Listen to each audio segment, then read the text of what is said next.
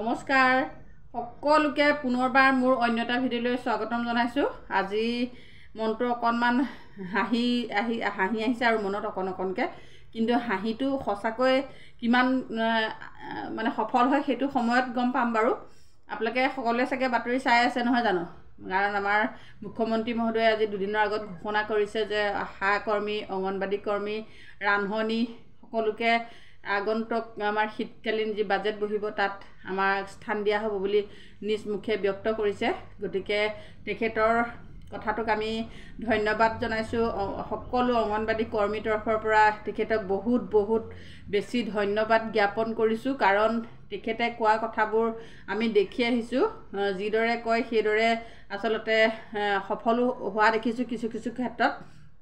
গতিকে আমাৰ ক্ষেত্ৰতো নিশ্চয় সফল হ'ব বুলি আমি বহুত বেছি আশাৰে বাট চাই ৰ'লোঁ আগন্তুক বাজেটৰ সময়লৈকে। গতিকে তেওঁ নিজে যেতিয়া কৈছে, আৰু মই ইয়াৰ আগৰ এটা ভিডিঅ'ত কৈছিলোঁ যে অসমৰ মাননীয় মুখ্যমন্ত্ৰী মহোদয়ে কোৱা কথা বহুতখিনি আমি দেখিছোঁ তেখেতে ৰাখিছে। তেনেকৈ চাবলৈ গ'লে আমাৰ এইটো কথাও নিশ্চয় তেখেতে কোৱাৰ দৰে ৰাখিব চাগে আগন্তুক বাজেটত। কিন্তু আমি ভবামতে হয়নে নহয় সেইটো লক্ষণীয় হ'ব। কাৰণ তেখেতে কিমান দিয়ে কি কথা আমিতো এতিয়া কোনেও গম নাপাওঁ, কিন্তু আমি বহুত আশাৰেহে বাট চাই আছোঁ। তেখেতক মই এটাই ক'ম, আমাৰ কৰ্মীসকলৰ হৈ তেখেতে ভিডিঅ'টো পায় নে নাপায় সেইটো নাজানো, কিন্তু মোৰ কৰ্মীসকলৰ হৈ মই এটাই ক'ব বিচাৰোঁ, তেখেতে এখন সংসাৰ চলিব পৰাকৈ যাতে আমাৰ মাননিটো বৃদ্ধি কৰে।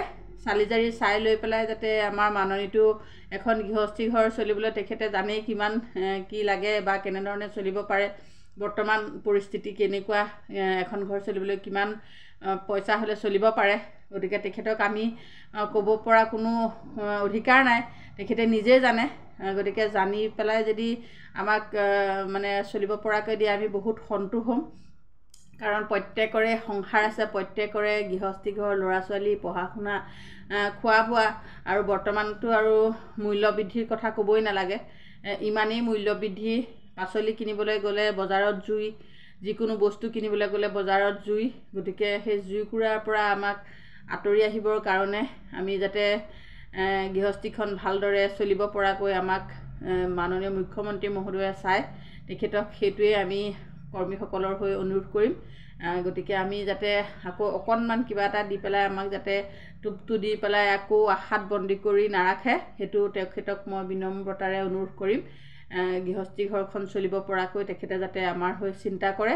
আমাৰ বুলিয়ে নহয়, অংগনবাড়ী, ৰান্ধনী সকলোৰে হৈ মই কৈছোঁ, তেখেতে এই কথাটোত যাতে সুন্দৰভাৱে মানে চালি-জাৰি চাই পেলাই আমাক এটা চলিব পৰা ৰাস্তা দিয়ে। কাৰণ আমি কৈ আহিছোঁ বা দেখি আহিছোঁ বা চলি আহিছোঁ, কিমান কষ্টত আমি চলি আহিছোঁ বৰ্তমানলৈকে। গতিকে এতিয়া কিজানি কষ্টৰ পৰিবৰ সময় হৈছে। গতিকে তেখেতৰ কথাটো আমি 100% বিশ্বাস কৰি এই ভিডিঅ'টো বনাইছোঁ। আৰু এইখিনিতে এটা কথা ক'ব বিচাৰিম, এতিয়াহে তেখেতে নিজ মুখে ব্যক্ত কৰিলত আমি ভিডিঅ' বনাইছোঁ বা ভিডিঅ'ত আগবাঢ়িছোঁ ক'বলৈ।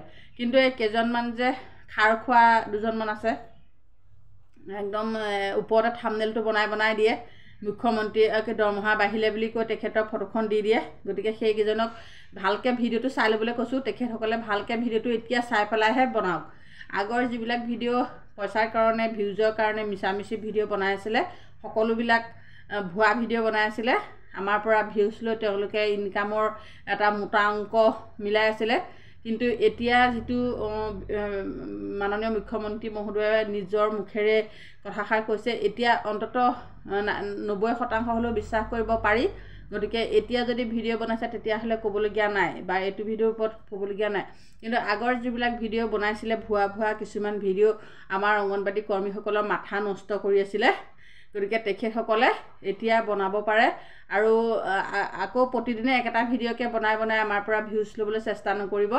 একেটা ভিডিঅ'কে সদায় আপোনালোকে বেলেগ নমুনা লৈ পেলাই বনাই থাকে। ওপৰত খালি থাম্বনেইলখন দিয়ে, অংগনবাড়ীৰ দৰমহা বাঢ়িল, অংগনবাড়ীৰ দৰমহা বাঢ়িল। হেৰৌ বোপাইহঁত, অংগনবাড়ীৰ দৰমহা বঢ়া নাই, আগন্তুক বাজেটত ধৰিম বুলি মুখ্যমন্ত্ৰী মহোদয়ে কৈছেহে। কিন্তু বাহিৰে বুলি যে ওপৰতে দি দিয়ে, একেবাৰে বেয়া। এইবিলাক ভুৱা বাতৰি, ভুৱা ভিউজৰ কাৰণে ভুৱাবিলাক প্ৰচাৰ কৰি থাকে, এইবিলাক বেয়া কথা। আগতে মই কৈছোঁ যে এইকেইজনে আমাৰ মাথাটো নষ্ট কৰি পেলাইছে। এতিয়া তিলটোকে তালটো কৰি একেবাৰে ভিডিঅ' বনাবলৈ আৰম্ভ কৰিলেই। এতিয়া বাহিল ইমান হ'ব সিমান হ'ব, মুখ্যমন্ত্ৰী মহোদয়ে কিমান হ'ব কোৱাই নাই, কিন্তু আপোনালোকে ভিউজৰ কাৰণে যে ওপৰত থাম্বনেইলখন বনাই দিয়ে ইমান হ'ব সিমান হ'ব। আপোনালোকক ভিতৰুৱাকৈ কৈছে যদি নাজানো কিমান হয়, কিন্তু আমাক কোৱা নাই বা আমি গম পোৱা নাই কিমান হ'ব। আপোনালোকে মিছামিছিকৈ ওপৰত এসোপামান 15,000 16,000 ইমান হেজাৰ সিমান হেজাৰ ওপৰত যে লগাই দিয়ে, এইবিলাক একেবাৰে বেয়া কথা। সেইবিলাক কৰিব নালাগে নহয়। গতিকে এতিয়াৰ পৰা আশা কৰিছোঁ, আৰু আমাৰ কৰ্মীসকলেও যিসকলে মোক মেছেজ কৰে সেইসকলৰো আমি হাঁহিবলৈ মানে শিকিব পাৰিম। আৰু এতিয়া চাগে আমিতো হাঁহিব নজনা হৈ পৰিছিলোঁ। গৃহস্থী চলাওঁতে আমাৰ হাঁহি নাইকিয়া হৈ গৈছিলে। গতিকে এতিয়াৰ পৰা যিসকলে কমেণ্ট কৰে, মই তেখেতসকলৰ কমেণ্টবিলাক পঢ়ি মোৰ খুব দুখ লাগে। কাৰণ প্ৰত্যেকেই নিজৰ সমস্যাটো আচলতে কমেণ্টৰ জৰিয়তে আমি জানো, ইজনীয়ে সিজনীৰ কমেণ্টবিলাক পঢ়ি খুব মানে বেয়া লাগে। গতিকে প্ৰত্যেকেই ভুক্তভোগী, সেইবিলাকৰ সেই সংসাৰখন চলোৱাৰ ক্ষেত্ৰত প্ৰত্যেকেই ভুক্তভোগী। গতিকে এজনীয়ে আনজনীক ক'লে অকণমান হ'লেও দুখ পাতলে। গতিকে এতিয়াৰ পৰা হয়তো আমাৰ মাননীয় মুখ্যমন্ত্ৰী মহোদয়ে নিশ্চয় আমাৰ দুখ পেলাব বুলি মই 90% হ'লেও আশা কৰিছোঁ। তেখেতে আমাৰ এই দুখৰ পেলাওক আৰু সংসাৰবিলাক চলাই যোৱাত সুবিধা কৰি দিয়ক। আৰু আমাৰ ল'ৰা ছোৱালী ভৱিষ্যত আছে, সকলোৰে ল'ৰা ছোৱালী ভৱিষ্যত আছে।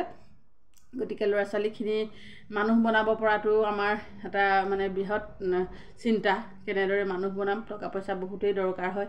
ল'ৰা ছোৱালীক পঢ়া শুনাৰ ক্ষেত্ৰতো বহুত পইচা দৰকাৰ হয়। গতিকে এতিয়াৰ পৰা নিশ্চয় চিন্তা কৰিবলগীয়া অকণমান হ'লেও কমকৈ কৰিলেও চাগে হ'ব তেনেদৰে ভাবিছোঁ।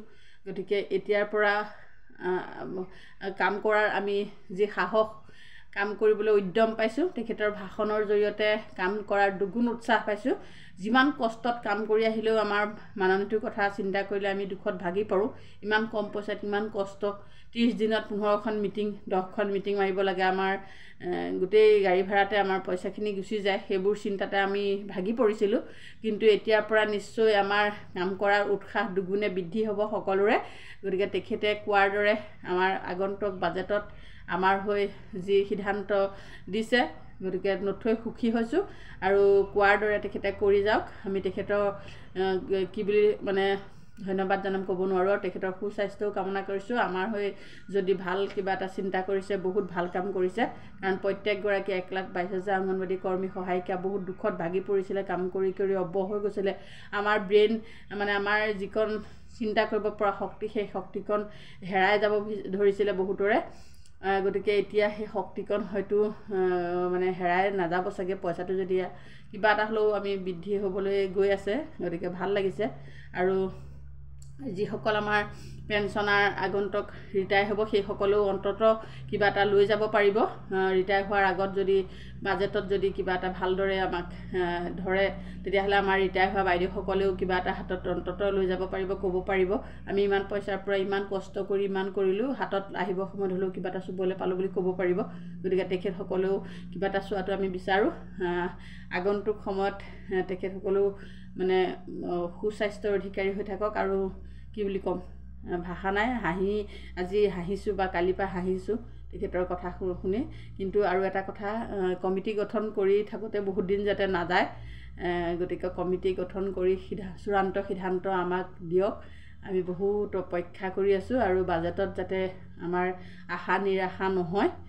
যোৱাবাৰ আমি বাজেটত বহুত আশাৰে বাট চাই আছিলোঁ, একো নোলালে। কিন্তু এইবাৰ যাতে সেইটো নহয়, বহুত আশা কৰি আছোঁ আৰু মানে ভাবিব নোৱাৰি। গতিকে সকলো পূৰ হওক, সকলোৰে আশা সপোনবিলাক পূৰ হওক, তাৰেই কামনা কৰিছোঁ। আৰু নতুন এটা ভিডিঅ' লৈ আপোনালোকৰ মাজলৈ আকৌ আহিম। গতিকে এনেদৰে কৈ থাকি, মনৰ কথাবোৰ কৈ থাকি খুবেই ভাল লাগিছে। আৰু কৈ থাকি কিজনী ভাল ফল এটা পাবলৈ গৈ আছোঁ, সেইটো এটা ভাল লাগিছে। কিন্তু কৈ থাকি মানে জানিছা কিবা এটা ভাল ফল আহিছে, ফলটো হাততে পোৱা নিচিনাই লাগিছে। কিন্তু কেতিয়া পাম নাজানো। গতিকে ফলটো পাম বুলি ভাবি বহুত বেছি মনটো ফূৰ্তি লাগিছে।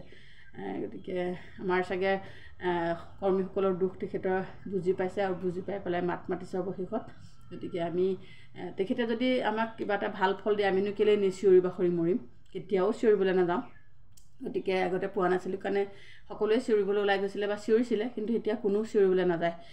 মুখ্যমন্ত্ৰীয়ে যি ক'ব আমি শুনি যাম বাৰু তেখেতে কৰি যাওক খালি তেখেতৰ ভাল লগা কামখিনি আমি গ্ৰহণ কৰিমেই বেয়া লগা কামখিনি আমাৰ বেয়া মানে কিয় আমিতো বেয়া লগা কাম আমি পোৱা নাই কিন্তু আমাৰ দৰমহাটোহে আমি 1 নম্বৰতে ধৰি আছোঁ গতিকে আমাৰ সেইটো বঢ়াই দিলে তেখেতক আমি বহুত বেছি আশীৰ্বাদ দিম আৰু সুস্বাস্থ্য গৰাকী হৈ থাকিব গতিকে আমাৰ কামবিলাক তেখেতে কৰি যাওক সোনকালে ইমানতে সামৰণি মাৰিছোঁ আৰু নতুন এটা ভিডিঅ' আপোনালোকৰ মাজলৈ আহিম ধন্যবাদ নমস্কাৰ